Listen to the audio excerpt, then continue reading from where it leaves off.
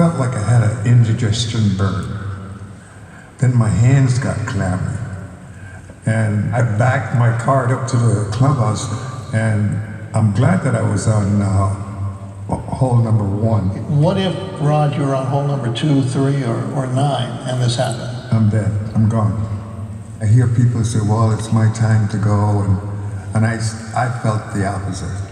I felt I still had work to do. The work he still had to do, Carew says, was working in patient advocacy, something he'd done for 20 years with a focus on sick kids.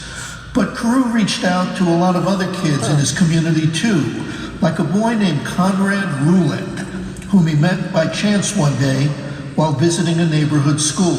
He says, I met Rod Carew today.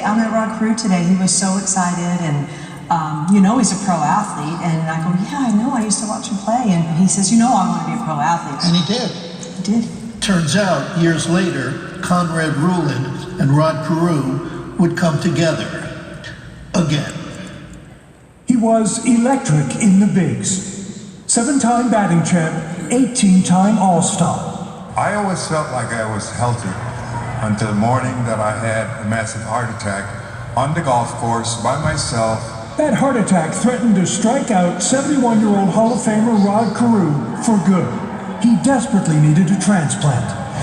Turns out it was another athlete, a 6'6", 270-pound giant of a man that saved his life.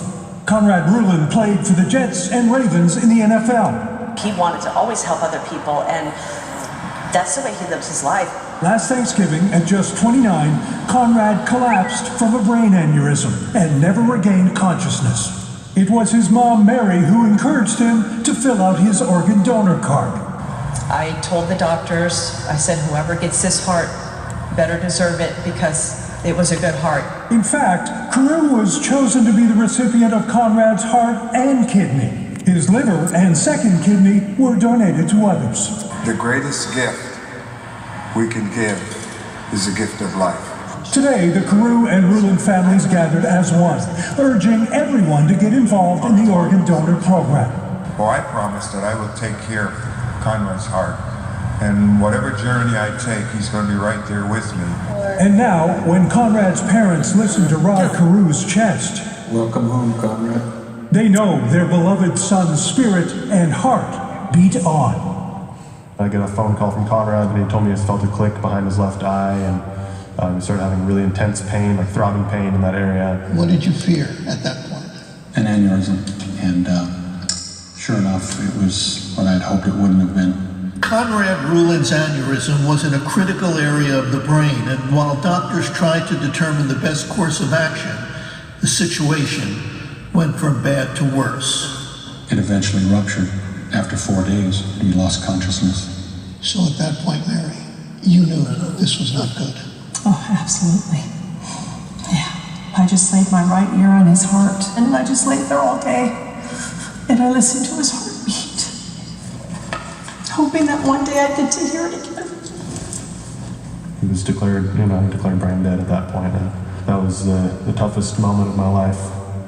Just hours later, and just a few miles away, Rod Carew had one of the most joyful moments of his life when he learned there was finally a heart available for him, a heart to save his life. It was at Conrad's funeral, and a couple of people said, do you think it could be Rod Carew? And I'm looking at him like, what are you talking about? I hadn't heard his name since the day Conrad came home and said he's met him. And so you had no idea? I had no idea Rod even had a heart condition. So Mary Ruland called the donor agency and asked one simple, direct question. Did my son's heart go to Rod Carew? The answer, yes. That same little boy.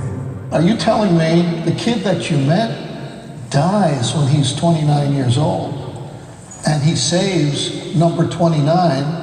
Yes. Rod, if it was a total stranger, if they flew the heart in from Peoria, Illinois, and gave it to you, it would still be a scientific miracle, and you'd be alive, and thank goodness for all of that. But this was a kid who you touched and influenced. Came back to save my life and give me the opportunity to be here. Is that not unbelievable?